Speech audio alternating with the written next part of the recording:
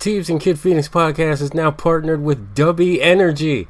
Dubby is an energy drink powder that is different from the energy providers of the past, using all natural energy from ripe coffee cherries to provide natural energy with no sugar, no calories, no artificial coloring, and no maltodextrin. Each serving of Dubby contains about 2 cups of coffee worth of caffeine, but since Dubby's formula is sugar-free, you get energy and focus without those anxious, jittery, or wired feelings. Just mix 1 rounded scoop with 8 ounces of water and you're good to go. Unlike energy in a can, you have the ability to control how much goes in. Want to take it a little easier? Drop in a little less powder. You're in control. Listeners to our podcast can receive 10% off their order by using promo code TEEBS at checkout.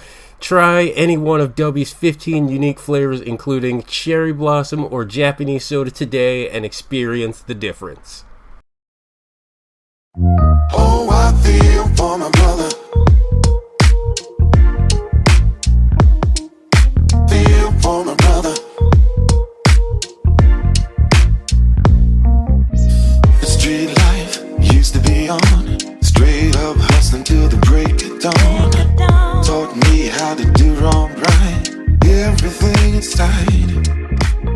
But somehow things All right, so to Teebs, what do you say we hop into the starship, turn on the mushroom drive, and go to the 32nd century? No, we're not turning on the mushroom drive. We're not doing that. Excuse me. Is this a Mario Kart? No? Then we have no business using a mushroom drive. It is the Teves and Kid Phoenix versus podcast, and based off of that little intro, you can sense that what we're going with here is Star Trek themed, and whenever we do anything and everything Star Trek themed, we like to bring in our friends James and Kim of the Rebinge It podcast. James, Kim, how you doing this evening? I'm doing good. We're ready to talk about Star Trek, like usual. Yeah, we're always ready to talk about Star Trek. That's why we bring you on. Like, we have certain, let's just say you're our specialist. Because Teebs is very knowledgeable in Star Trek, but he doesn't have an entire podcast devoted to every corner of Starfleet. I could start one. We could do that. I could. No. Wait. Not. First of all, how do you know what I do in my spare time? Anyway, you have no idea. Are you steam cleaning that uniform that you have from Star Trek: The Motion Picture? Oh man! Listen, those uniforms are very hard to clean, especially the white ones. Very tough to keep white. So yes. Hey, now I've got this beard. I keep on threatening to turn up to Comic-Con as Gold Chain McCoy. Do it. Just do it. Get a medallion. Point. Get an afro. Let's do. Listen. Disco McCoy. Disco McCoy. And as I always preface, I am kind of the odd person out on this podcast. I'm definitely an ensign when it comes to like Starfleet canon. So I'm kind of driving the bus here, and I'm just hoping Teebs piloting the shuttle, as it were. Yes, let's go with that. And I'm hoping that Teebs isn't the one that isn't like pushing buttons and just like steering this thing off course. Because hyperspace ain't like Dustin. Wait, hold on. Wrong IP. Okay. Wrong IP. Sorry. It's the wrong My IP. bad. That's my bad. Take it easy. So, Teebs, James, Yes. Kim, we have all gathered here to talk about the newest show in Star Trek canon, that is Starfleet Academy. Yep. We are officially 6 episodes in, so a little more than the midway point. So let's just start with this. The cast of Starfleet Academy. Any first thoughts about the cast? So, Holly Hunter or Sandra Rasta or Zoe Steiner, like any thoughts initially about the cast when watching the show? Well, I'm really kind of biased because I completely love Holly Hunter. And even that sitcom she was in that I think ran for just 2 seasons called Mr. Mayor, she was my favorite character. Mr. Mayor. Yeah, that show is so California, it is unreal.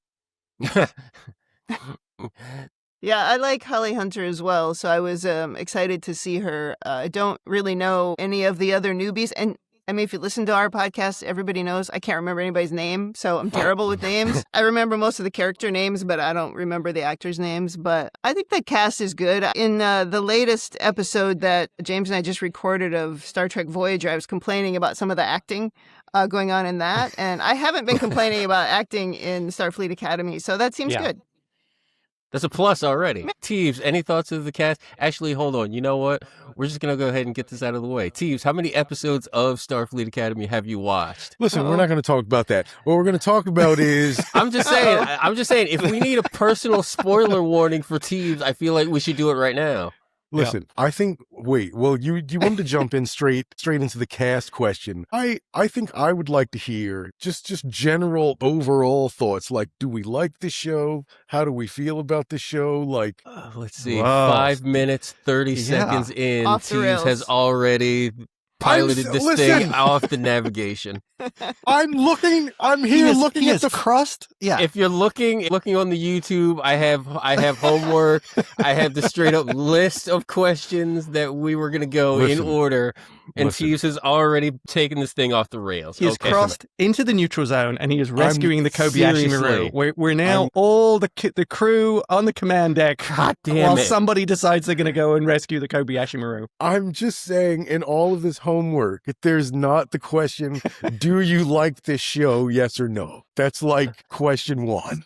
So hold on, that's not true at all, and I'm not editing any of this out of post, by the way. I'm just not. Each little section comprises. Okay, you know what? Fine. I'll steer it back into fine.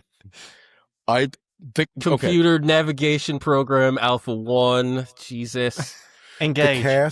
The cast is fine, except I have the same problem I have with Holly Hunter that I have with everything Holly Hunter is.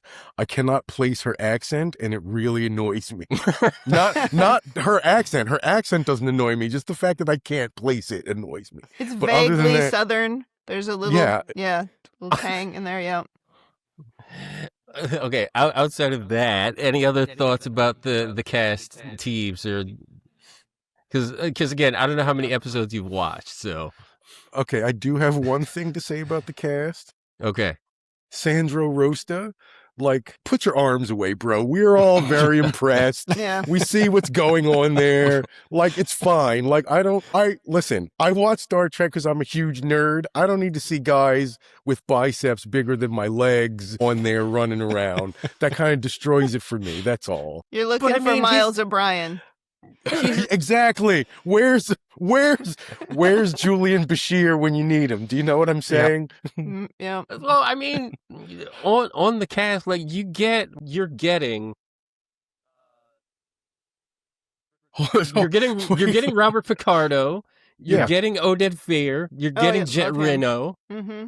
So like you're getting the typical like Starfleet non-muscular dudes. Like they're in there. Yeah. I like how you mix the character names with the actors there. With Jet Reno, it's actually Tegnotaro. But both of them are great Star Trek names either way. So, Either way, yeah. So sorry, one more thing. The other thing about Caleb Meir, like his character, he's supposed to be like this refugee that like grew up in the hard streets, but apparently, those hard streets were not without a gym membership because Jesus Christ, this guy. He's a refugee merc though, like scoundrel. Yeah. Apparently no problem finding protein anywhere. That was never an issue. All right. All takes like that aside, I'm actually a big fan of like this cast. Everybody, including Mr. Muscle over there that Teeves apparently has issue with. I love Zoe Steiner's Tarima Sadal, and blanking on the actor's name that plays the like rough and tumble like Klingon cadet Kareem Dayan? Wrangler. The Jaden Crowd? No, not Jaden. The other Klingon. The other Klingon. Oh gosh, yes. The first officer. Yeah. The first officer. Yes, thank you. Yeah. I'm sorry. I forget her name. I'm sorry. Yashere. Thank you. First name I forget, but the last name is Yashere. Yeah. I love that dynamic. Like, okay, don't get me started on Jaden just like as a name. Like, okay, Paramount. Like you have a black Klingon. Let's try harder, Paramount. name Let's is try a literally little harder. Jaden. Like, we Let's- don't need the over hyphenation. We get it. He's black. We we get get it. But he's We a understand. Klingon. He needs an apostrophe. Oh, that's a Or good a point. hyphen. Yeah. Come on. I also enjoy this cast because I don't know about you, but there are parts that feel very lower decks in a way. Yes. With Oh, the- definitely. With the pluck and the I don't really know what I'm doing, but I'm gonna have fun possibly screwing up anyway. I mean, it's a very funny show, and it's got, I mean, Tawny Newsome is one of the writers, right? She's from Lower Decks, and you can really feel that when you watch it. I Yeah. don't remember which episode we were watching yesterday, and I was like, this show's funny.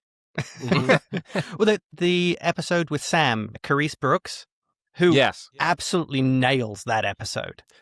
I mean, she's funny. We'll get there. Yeah, she's funny without being silly, and that is so good when you can pull that off. Look how Venturing prepared to, like, James is.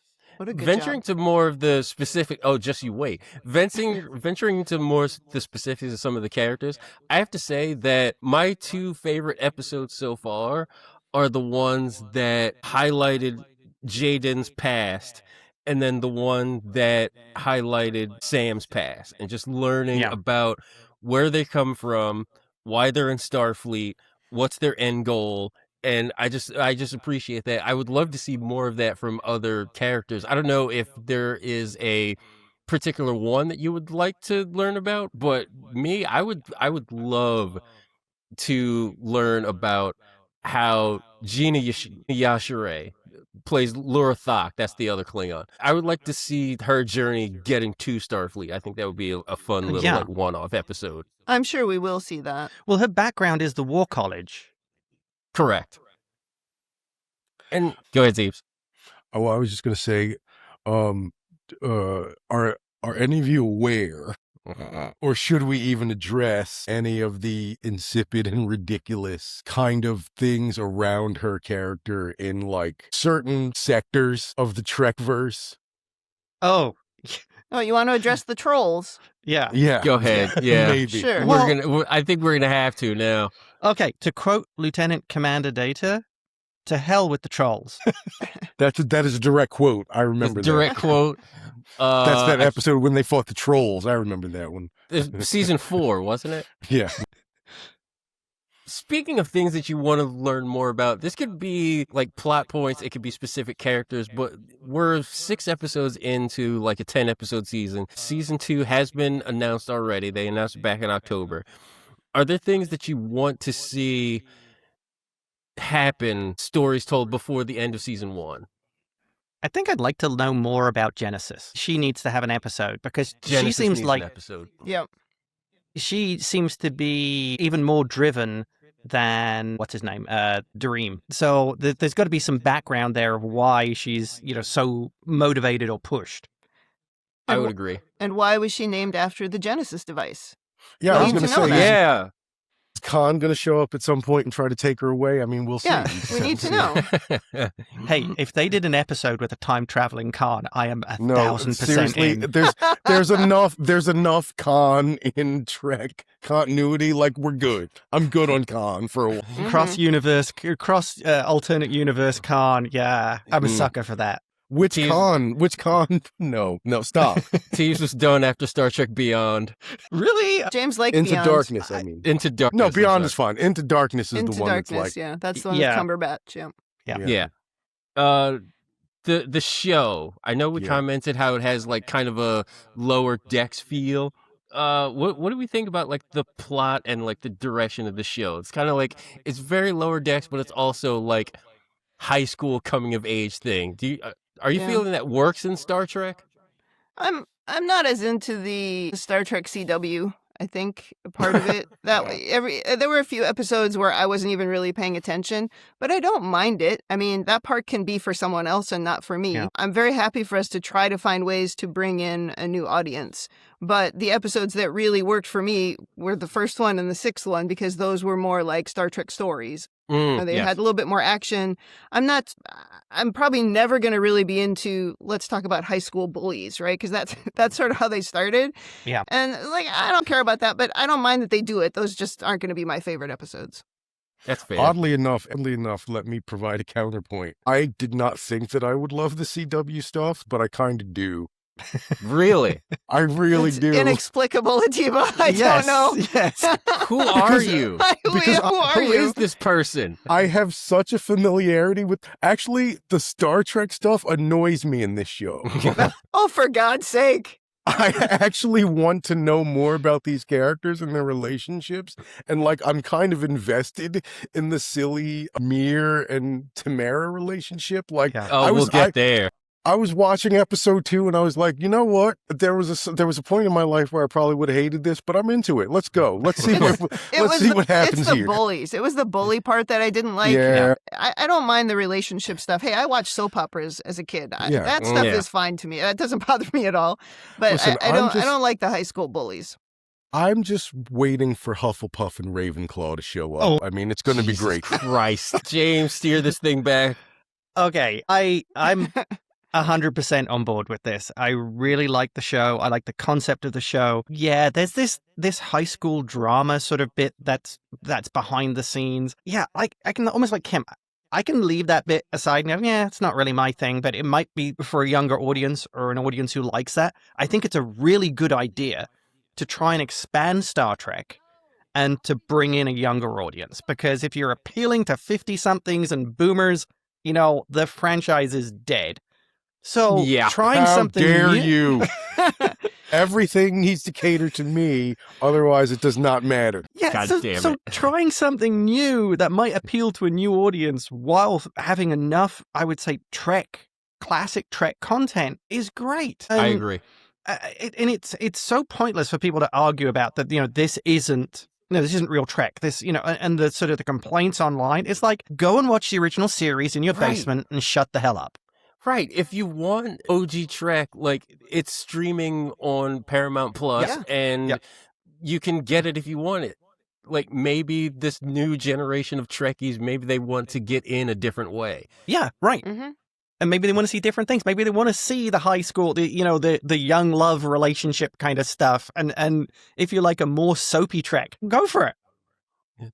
Although we should get Teeves on the record when he says, well, fuck listen, that hold on. noise. Hold on. I will just say that appealing to a younger demographic for a 60-year-old television show and making it more about a sort of high school interaction didn't really do anything to hurt Wednesday or the Addams Family franchise. No. We're Good just putting that example. out there. We'll just But put that out there right now. Look at the genius of Star Wars. And I don't think it's... hold on. Okay. He's I gonna need you be to land this specific. plane. I need you to land this Let him- plane. No, I Let him talk. He'll be specific about what he Okay. means. All right.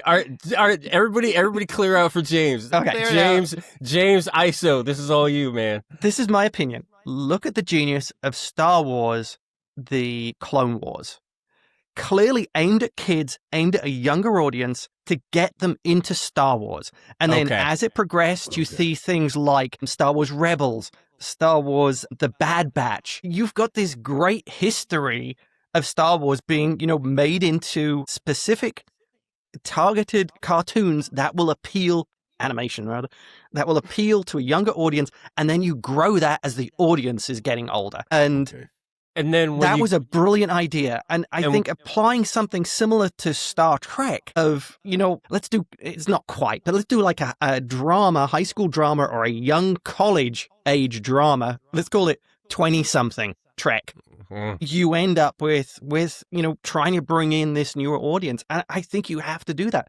Star Wars is only, 8 years younger than Star Trek? And that's a franchise that's doing very well, thank you. I do appreciate.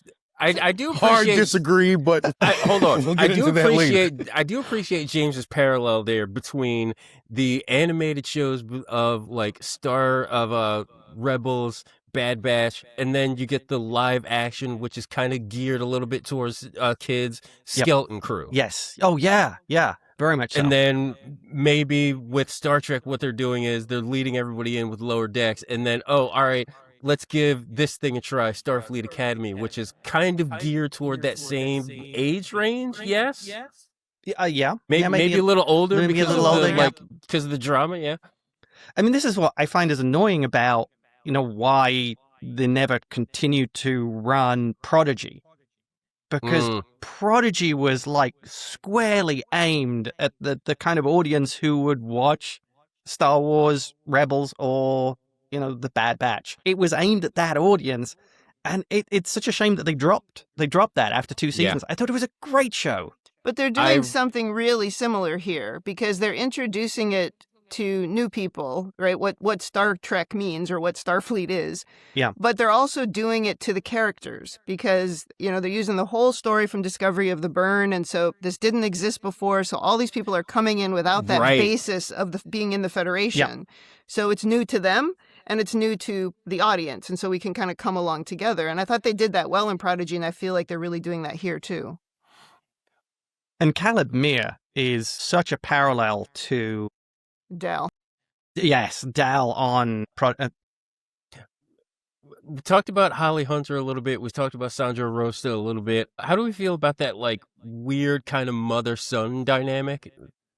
Something about that feels off to me. I don't know what it is, but it could just be my aversion to white savior syndrome. It could be part of that. Okay. having lived through The Blind Side and every damn thing else. Oh no. I understand the point for drama. I'm just saying it's kind of this chancellor is way too invested in this one student. I'm just saying. This one kid, yeah. If I was another student on campus, I might be a little upset about that. I get the drama. I don't mind the relationship. I don't mind the kind of teacher-mentor relationship. Maybe think of it that way.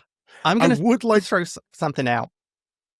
Just 1 second. I would like for Caleb Meir to be bad at one thing. Just one thing. One time. That'd be great.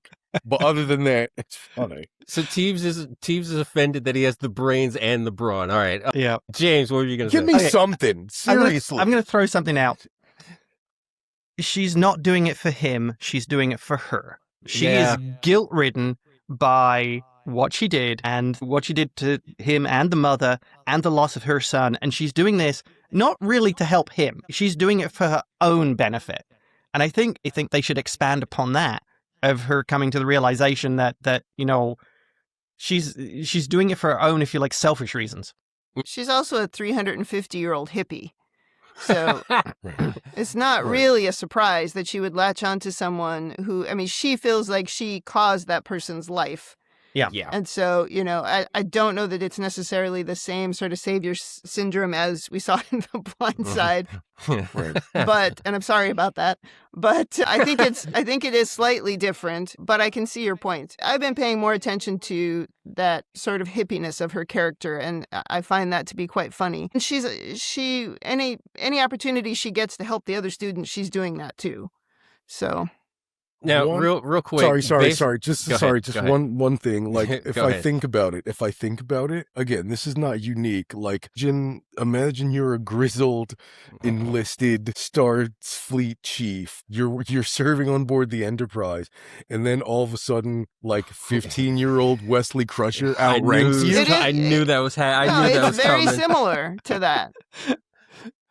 Anytime we talk about Star Trek, Teeves just gets on his Wesley Crusher box. I'm just saying it's not the first instance where a character has been given. It's not the first time. Preferential treatment, right? All I can say is, watch Prodigy because the character of Wesley Crusher is absolutely redeemed from any sins that Wesley Crusher made. Maybe not any sins. Maybe not any sins. I'm going to go. They turned Wesley character into a character I will stick up for. It's similar, the way Picard treated him, right? Right. And he did get a lot of special treatment. It's just that Picard didn't know. They also leaned into the joke that Picard didn't know how to talk to kids, and that was and also he didn't have really the human touch until the end. So that was a little bit different, but it was quite similar to this. And if we look at Voyager, Janeway does that to two characters. She does that first to Kes, and now she's doing it to Seven in the fourth season where we are, the fifth season now where we are. Real quick, related to the Holly Hunter Sandra Rosta relationship, do any of us actually honestly care if Caleb finds his mother? Like that MacGuffin of the show so far? No, I do. I want him to find the She-Hulk, and I want them Yeah, I to... want her to. I'd like to see the actor back. Exactly. I would like to see Tatiana Maslany back. I'd like to see her and all the other clones all together. That'd be great. Mhm. The Here's what's gonna MCU did her happen. dirty. Here's what's going to happen. What's going to happen?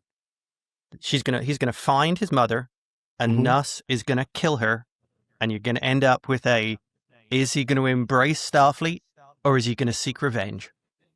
Oh, see, that's brilliant. I hadn't even thought about that because I'm thinking about Nuss Braga as a villain. Like that's going to be my next question. Some of us have watched episode 6. Not all of us have. There's a certain someone that hasn't. We won't name names. But after episode 6, I'm like, God damn, Paul Giamatti's a ruthless fucking villain in the show. Holy shit.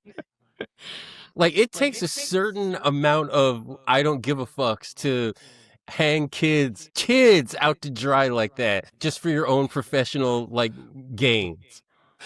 First off, Paul Giamatti, how do you like that scenery? Do you like it raw? Do you like it sauteed? He is chewing Do you like it roasted?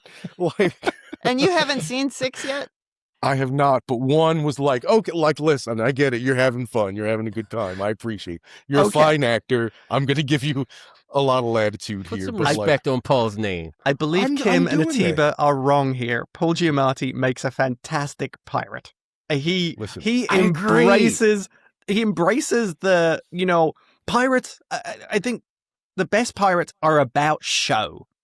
They're about showing. I mean, look, he's got a fistful of rings. The way he dresses, everything. It's about presenting, because he's dealing with like probably the worst scum in the universe. I mean, he's hanging out in Mos Eisley for hard. sure. And I do Yeah. like And that I he's just a love- little dumpy.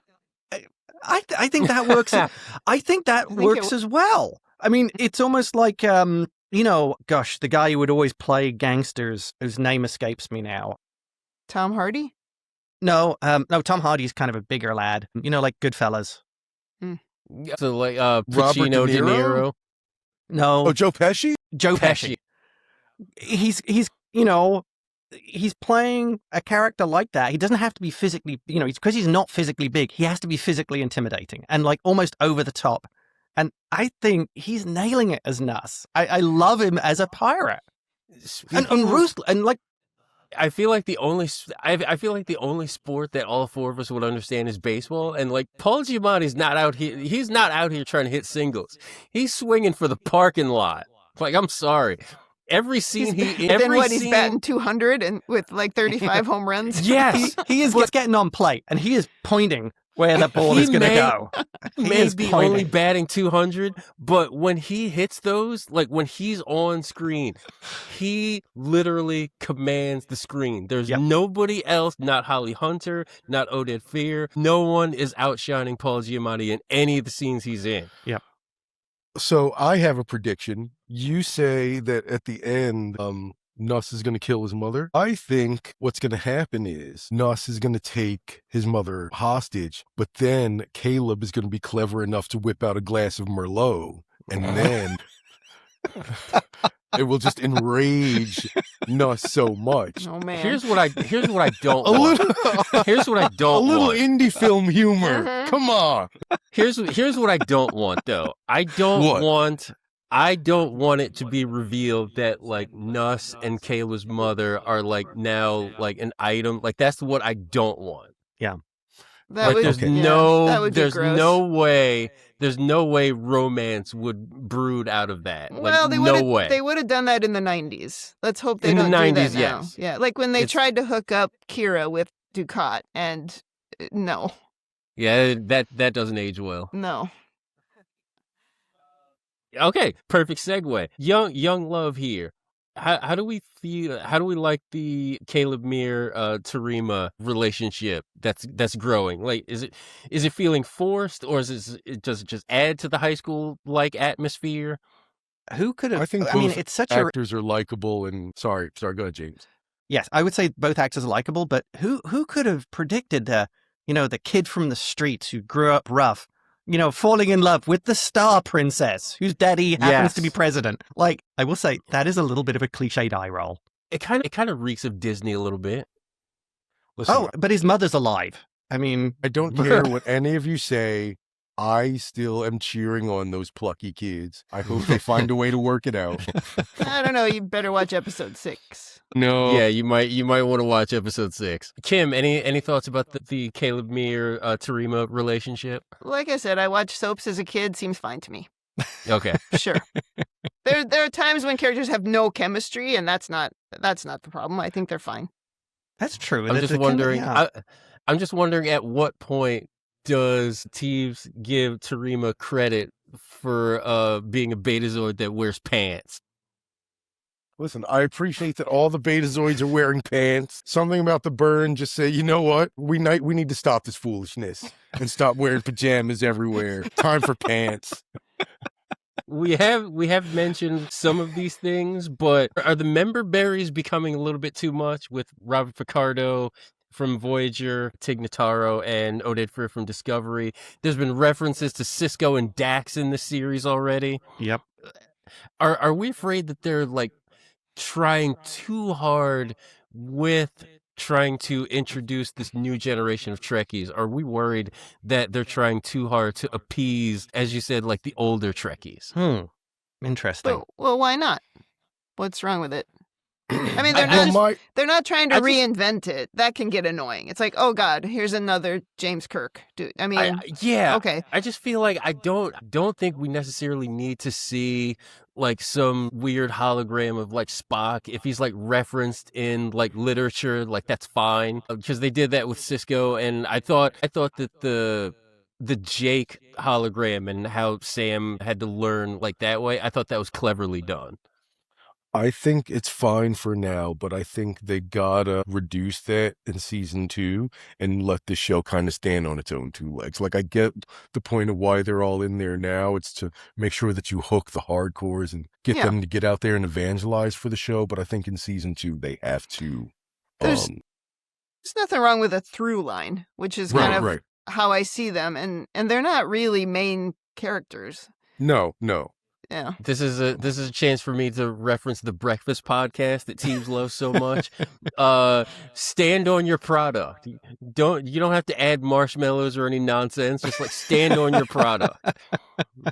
I'll say one thing. But I think about Prodigy, and what made me watch Prodigy was the thought of Captain Janeway, because I thought that was done. We were never going to see her again. So I mean, that did bring me to it. But okay. I don't know. James, any thoughts about the member berries? I don't know if we necessarily got your thoughts. I want just one thing. Okay, I got a Cisco episode. I love that. That was great. Although I think we do need a Deep Space Nine, The Next Generation. I mean, is Kathleen Kennedy still listening to your podcast? I mean, she's like a mover and shaker. She's on board. I mean, she's still in the industry. Kathleen Kennedy took our advice and stepped away from Star Wars because we were just like, listen, Kathleen, and I'm looking again right at you, Kathleen. I think you did a fantastic job with Star Wars. Don't let any of these jerkasses tell you differently. You want to ride off into the sunset with your millions? You go right ahead and you tap yourself on the back and you tell yourself, look in the mirror, Kathleen, and tell yourself you did a good job the last 15 years. That's what you need to do. She did a job. Teves. She looks in her bank account and says, "You did a good job." I think Exactly. that's fine. That's I have what you no do. problem. Dang, so you can't like message her and say, talk to some of your friends at Paramount, get the Deep Space Nine, The Next Generation going. They don't talk. Oh. But we could, who we could talk to? No one, because I don't know who owns Paramount anymore. It's up for some grabs random at the guy on moment. an island. He's a billionaire on an island somewhere, right? It's the Ellisons, isn't it? Oh yeah, never mind. Good luck with that. Yeah, we're not calling them like that's right. It's Skydance. Jesus. They are. Yeah. They have us blocked already. They have us They have us preemptively blocked. No, the only thing I would like to see, because we had Cisco, so that's awesome. I would like to see the Doctor, the backup hologram module from the Delta Quadrant, finally make it back to the Alpha Quadrant and have the two of them together in an episode. I would pay money for that. Which one? The one from, what's the name of that episode? Living Witness. Living Witness. Living yeah, Witness. Right. You want him to show up? Yeah, turn up in like a beaten up shuttle because he spent the last 700 years, maybe 200 years, trying to get back to Starfleet HQ. Turns up. Of holograms and shuttles, you just reminded me, what's Moriarty up to out there? All right, we don't need to bring him back. So here's my next question, and I may have to be corrected on this because again, this goes against my canon. So this show more or less is about like pluck and coming of age and like learning about Starfleet in the 32nd century. Brave New Worlds is your more traditional Star Trek exploration show. Discovery, my personal favorite of the last 10 years, more death and destruction. And like, I kind of feel like in their own way, they were quote unquote successful. I'm sure I'm not dissing Prodigy. I'm not dissing Lower Decks. That's just a whole like different animal there. But including those two, like, what does it say about like Star Trek compared to other forms of IP that they can like change styles and still be good in 2026? Because we know some IPs are struggling with that. I want to address this one. Okay. All right, ISO for Teebs. Okay. Everybody, buckle up. This one should be good. This has always been the argument about Star Trek fans versus Star Wars fans. Right? Okay. So Star Wars fans have, well, for the longest time, had three things, and they were all great, and it put tremendous pressure on the next things. Whereas with Star Trek, there are good episodes and there are crap episodes, and there's good stuff and bad stuff. And as Trek fans, we understand that, like, not everything is going to be great. Not everything is going to be crap. You take the thing in its totality. And you not everything is the two-part Locutus in TNG. Right. If you get a bad Star Wars movie, oh my God, like 25% of the entire franchise is crap. Yeah. Like if you get a bad Star Trek show, it's like, all right, next week will probably be better. Let's try that. Yes, but to your point, and maybe James or Kim would like to weigh in on this. Kind of is Star Trek kind of doing what we've all been hoping that Star Wars does? Like, let's tell some stories that don't involve Skywalkers, like that kind of thing. And I feel like Trek does that better than anybody. I think the big difference is Trek can afford to not be focused on a single family line story.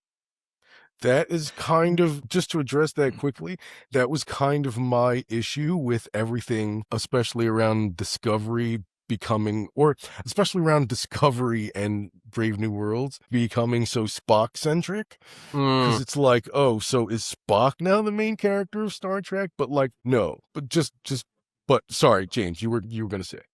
Yeah, well, that's really it. It's you've got so many other characters and you've got so many other stories you can tell. Star Wars is difficult because really it's got about the best Star Wars is about the fall of the Empire. Everything else is almost periphery. And I don't think, and when they brought back the sequels, the three sequels, it was just, oh, well, we're going to reinvent the Empire and try doing the same things again.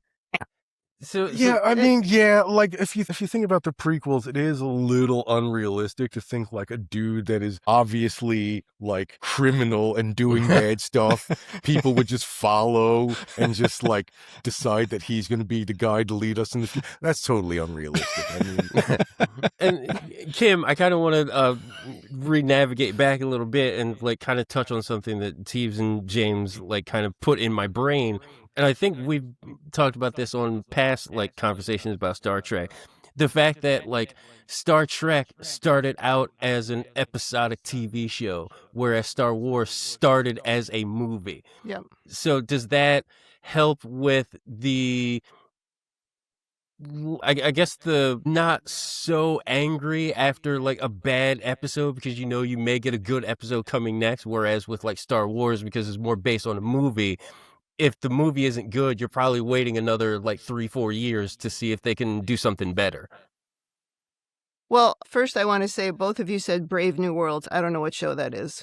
So That's right. It's Strange New get World. the name of the right. show right. Come on now. I'm sorry. All right, we're talking about Star Trek. I'm sorry. That's the new H.G. Wells theme show. Yes. Why do I I keep don't know. saying that? What I is don't know. Brave New World? Like, I'm guilty of that too. I'm sorry. That's the Aldous Huxley show that I'm watching. Totally, It's also totally different. Tim, I Okay, and then apologize. the other thing I would say in response to your question is, I remember when I was younger, somebody asked me, "Oh, are you a Star Trek or are you a Star Wars fan?" Right? Like, you had to be one or the other.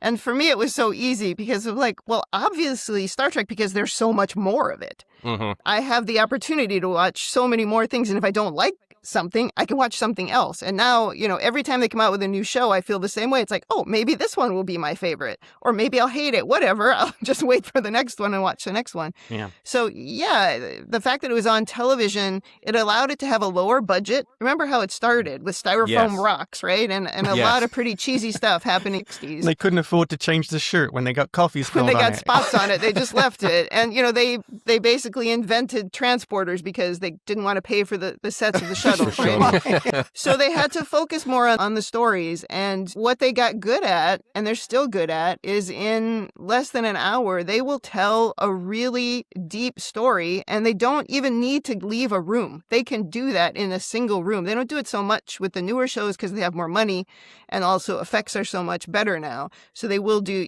they will lean a little bit more into that. But they've always just been good at telling these huge stories, and it's always been about humanity. It's not about one Right. thing. It's not about that one family in Star Wars. It's about how are humans going to survive and how are we going to become better. Of course, so Right. far we're proving that to be disastrously untrue. But that's what Star Trek is about. And so there's more to connect to. I will say one of my issues with New Trek Man, you got a lot of issues. Yeah. is that the God, effects dude. are too good. They're Okay. too good. Listen, Yeah. Everyone's it's like a when- movie. It's Well- like when Doctor Who came back, and I was like, these effects better not be good. And then they weren't, and it was fine. Everything was fine. The Dalek still has a plunger. It's fine. Like, these mannequins are still like mannequins. That's fine. Well, I won't give you any spoilers for it, but episode 6 could be a movie. Yeah, it could Yes. be a movie. Yes, I mean, 1,000%. Yeah, in the same way as Star Trek Beyond, I know Beyond got a lot of crap, but I thought Beyond was probably one of the best Star Trek episodes. I think it was probably the best of those 3 movies for sure. Yeah. I think if you'd shown that as an episode, that would have been a fantastic episode. I think the reason why that movie works, and to kind of tie it back to a previous statement I made about like kind of taking off the training wheels and letting this show become its own thing. Beyond is really the first movie where I feel like those actors had found their particular takes on those characters Yeah. and how they were going to portray them. And they weren't necessarily tied to trying to be Leonard Nimoy or trying to be William Shatner. Shatner. It was like, I'm playing Kirk and I'm just going to play Kirk the way I feel like I should play. Although Carl Urban was out here doing the possible best McCoy he could do. Carl Urban was channeling the dead spirit of DeForest Kelly. I Yeah. mean, Although listen, 1,000%. Are you kidding listen. me? yeah. Listen, if any of us were given the note to say, be a cranky Southerner, I think we could probably all hit it. We wouldn't have a problem. Just be more cranky. It's fine. Teves, Kid Phoenix, we would like you to just be the new angry Klingons. Yeah, we could probably do that. Nobody can ever out Klingon Martog. Martog is That's actually fair. a Klingon disguised as a human. You know He how fell through a wormhole, ended up on Earth, and went, "Hey, I can work in Hollywood." everybody got mad at Discovery for changing how the Klingons looked? Is Yeah. anybody mad about the Klingons' teeth in this show? His teeth are perfect. Oh, I haven't seen yeah. so far. Listen, but Okay, hold on. Well, hold on. It's because he's not like a battle Klingon. He's like an herbalist Klingon. Maybe that makes maybe. a difference. Yeah. Also, this show is like, I don't know, 800, 900 years in the future. Maybe they discovered dental science in that time. But I don't know why the Klingons would care based on Why you would the know, Klingons their history. care? Yeah. Right. So But, you know, they're out there. They're meeting new races. They're saying, "Oh, well, maybe our teeth are." It's just like the British when they started traveling. They realized, Jesus. James is sitting right there. I'm sorry, James. It was right there. God damn I have it. American teeth. Sorry. Yeah, you do. let's polish it off with this. Like, I found a quote from Samantha Coley in Collier, and she says in Collider, I'm sorry, I don't know why I screwed that up. She says, yeah, I know. Quote, Starfleet Academy is the best example of what Star Trek can and should be doing in this modern era. And I'm just going to go round robin and see if you agree or disagree with that take. Teebs. I know it's hard for you to like really agree or disagree with that, given you've only seen 2 episodes. I've seen more than 2 episodes. 3 and a half. I've seen 3. I will say that, you make fun of how old I am sometimes. I haven't in a year and a half. I'm sorry. With age comes wisdom and experience. Now, perhaps James and Kim will be able to remember when Star Trek The Next Generation debuted, what a stir it was for there to be an android on the bridge of the Enterprise. How dare they? This was an affront to Star Trek as we knew it. And I'm sure the internet hadn't been invented yet, but somehow people were still getting flamed on the internet in 1987. It was incredible. But what I will say is that android turned out to be one of the best and most beloved characters in Star Trek history. We, as stewards of this franchise, are the people that are keeping it going and trying to pass it on to a next generation, if you will, need to remember that Just gonna let that one go. Yeah. We need to remember that that was our Star Trek, and we still have that, and that'll always be what it was. And appreciate what's new for what it is, and give everybody a chance to connect with this franchise and these ideas and love them the way we found our way to them. That's it. Poignantly said. James, any thoughts about Samantha Coley's comment? I think it's a great Trek. I think that they're trying to broaden the appeal of Trek, which is a brilliant idea, and I think you need to do.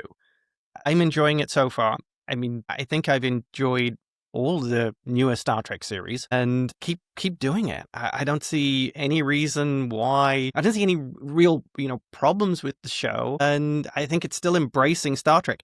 I think the thing that's really smart in this is we're seeing, is this what Starfleet was like when it was first being formed? Because these people don't have, the Star Trek we've seen, the Federation was already set up. Starfleet was already set up. People had, these noble ambitions. We've just come out from 120 years of everybody trying to stab each other in the back and make a quick buck and survive. And now we're starting to see dilithium however they can. Yeah, exactly. And now we're starting to seeing them trying to go back to this sort of positive future and trying to teach another generation. So I think it's also kind of an interesting exercise in, was this what Starfleet was like when it was first being founded and set up? So we're getting a little bit of almost future history. I think that is brilliant. I love that. I think you will have a lot more insight after you and Kim finish Rebinge Enterprise. I'd be very interested to see you. Every time. Every damn time. Kim, any thoughts about Samantha Coley? I mean, I thought Discovery was what Star Trek should have been doing. And really? And then I loved Discovery. I absolutely loved it. And then I thought Prodigy was what Star Trek should be doing. So I think we should keep doing stuff, and it should be different, and it should continue to move into the future. I want to get a new audience because I don't want Star Trek to stop. That's why the haters drive me crazy. It's like, you're just trying to kill your own thing. I don't understand what's wrong with you. Stop hate watching. It's like, yeah, let's do the next thing, and let's do the next thing. This one hasn't resonated enough with me yet, but I'll give it time. I'll watch it. Yeah. Even after the Cisco episode? I hate to say it, but the second time I watched the Cisco episode, I didn't like it as much as I did the first time. I don't know what happened. Why? I don't, the whole thing in the bar was, I don't know. I struggle with when I feel like, fair. Where have we gone? Like, what has happened in this story? Now we're why are we here? So I didn't like that part of it. She was trying to follow in the footsteps of the emissary. But I'm just happy to see that New Trek is acknowledging the existence of Deep Space Nine. yeah, well, Yes. Tawny Newsome was one of the writers, right? She talks about that as her favorite show, and that was important to her. And also, I don't know if you noticed when they showed the admiral names on the wall, there was Admiral Tawny Newsome on the wall. And Aaron which I McDonald loved. as well. Oh yeah, and Aaron Aaron McDonald McDonald. was on that there. was great. Yeah. This is what I'll say. I think it is an example. I don't know if it's necessarily the best example, just because, as we've said before, this type of show is geared towards a specific type of new-ish Trekkie trying to like learn. But like these are this is the generation that like Prodigy is their Star Trek. Right. So, which there's nothing wrong with that, but like No. if this is the natural progression for them, and then they start going back and like really seeing where the show got its origins and where it came from, then that's a brilliant move. Like if it's like a gateway drug into other Star Trek series, then I'm all for that. Agreed. We better warn them about Star Trek V, the motion picture. We better warn them about that one up front. That's 1,000% on the bad signal. I've been watching a lot of Star Trek V. You're not standing for Star Trek V right now. And You're what not I doing will that. say, And Enterprise. Teams is also listen, stands for 2 Star Trek movies more than anybody I know. There's Star a lot Trek of 5 bad. and Star Trek Generations. Like those 2, he stumps for on the daily. there's no excuse for Star Wars for Star Trek Generations. It is It's not great. get uniforms that fit, guys. How hard is that? This is a major motion picture. What's happening? Again, it comes down to You can- wardrobe listen. with Teves. You can say what you want about Star Wars Trek the motion picture. Everybody's uniform fit. That's all I'll say about that. All right, you're about to wax poetic about Star Trek 5, or we just try? That was just another attempt to get off the No, nav no, no, no. computer?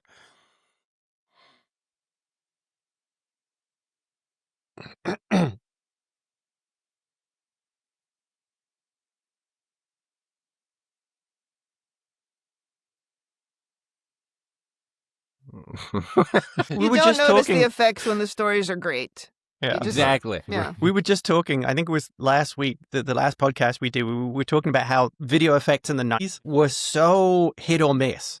Some of them are great, and other ones you're like, oof, that looks hokey. Yeah. Okay, speaking of like hokey effects, like there's one thing. Okay, this is the last thing, but you're talking about hokey effects now, and that, like, whatever their version of football is, like, did we think they were trying maybe a little too hard there? Like, they were really trying to, again, swinging for the fences with the budget that they had. I think they I should have gone back to the laser frisbee that was in Voyager. That was cool. I was just, what happened to spring ball? I was looking forward to seeing a good game of Parisi squares. Nothing. Jesus. What was the laser frisbee game called, Kim? Can you remember that? No. You That can't was in expect me to Tron. remember stuff. That was Tron. No, What no, are you That was no. Tron, James. No, Yeah, it was Voyager. it's in Voyager. It's the Janeway it's the used to game, play it with Seven. Yeah, it's the game where Janeway beats Seven, and it drives Seven crazy that a human can defeat her. All right, I That's think seven. I think now that Teves has crossed Tron into Star Trek somehow, that's probably a good place to end this. I didn't think I'd be able to do it, but gosh God darn it, damn I it. got there.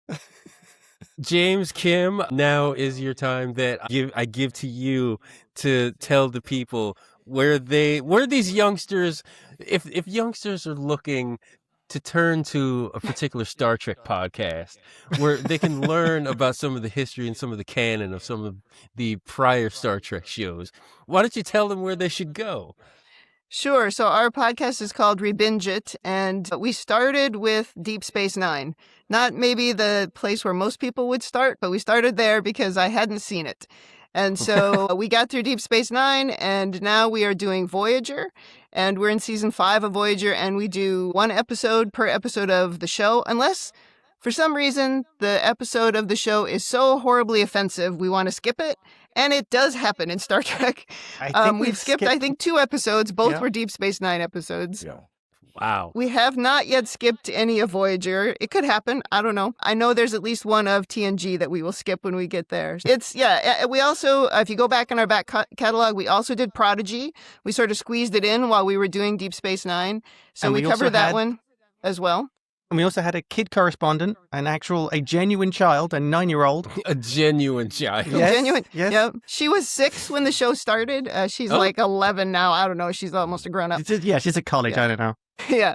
So They we've grew up so quick. So we've covered those, and we do like to talk about how the different episodes fit sort of into the overall canon of Star Trek, but we're not so completely married to it. We don't mind when things, get sort of shaken up, and we don't rag on stuff. We certainly wouldn't rag on any new Trek, even if we didn't like it. James sometimes maybe rags a little on Enterprise, but other than that, we're pretty accessible. You make one comment about, is that a Star Trek show? And Yeah. you never He hear did. the end of it. He did.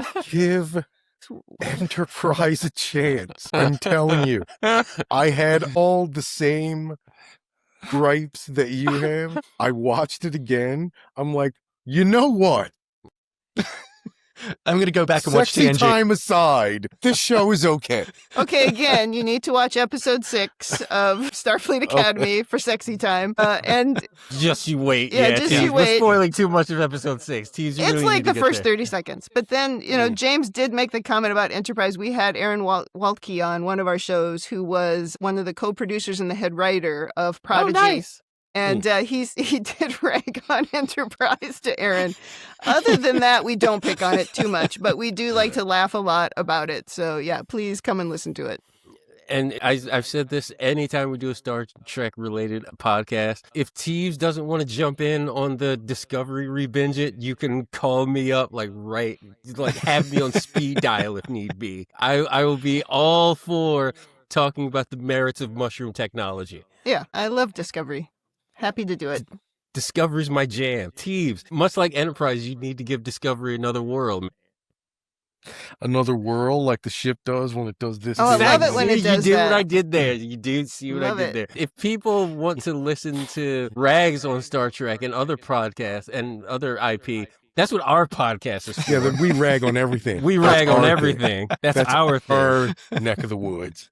You can listen anywhere you listen to podcasts, Apple Podcasts, Google Podcasts. We're on Amazon One. Yeah, anywhere you can find podcasts, we're probably there. Just give us a search, Teves and Kid Phoenix Versus. We're on social media, as barren a wasteland as that is. So we're on Facebook, we're on X, we're on Blue Sky, we're on TikTok. Full episodes and clips on our YouTube pages. James, Kim, I'm sorry I didn't give you the chance to shout out your socials if you have them. Yeah, we're re-binge it. We don't do X, but we're on Blue Sky, we're on YouTube, we're on Instagram, and we're on Threads. And we also, Nice. you can also find us on Facebook in the Facebook group. Facebook.com/group/Star Trek TTM podcasts. James, Kim, always wonderful talking to you. Thank and you for inviting hopefully- us. Hopefully we get to see you at Con this year. We're about, 5 months away? Oh man. That's a Starting the long time. countdown. So start the countdown now. Hopefully we'll see you out there. James, I look forward to seeing Disco McCoy. It could happen. I haven't. You got I Don't haven't to said do a it. I'm cosplay going for- medallion shopping tomorrow. Wait, I should stop that, because you know what? No matter what James does, I have to apologize to Kim, because Kim, he lives with you. So That's right. You have to deal. I'm sorry. I will not encourage this behavior any longer. Thank you. Until next week, Teves, Kid Phoenix Versus, we're getting out of here. James, Kim, thank you again. Thank you. Thank you. Next week is the last week in Black History Month, so Teves No, and it I isn't. obviously... Yes, it is. It's the last... Next week is the last week of Black History Month. Look at your calendar, Oh. man. Listen, for me, Black History Month it goes Okay. 12 It is months the, long. It's the last the last week of the federally mandated Black History Month. How about Okay. All right. Perfect. that? Okay. We'll talk to everybody next week. We're gonna get out of here.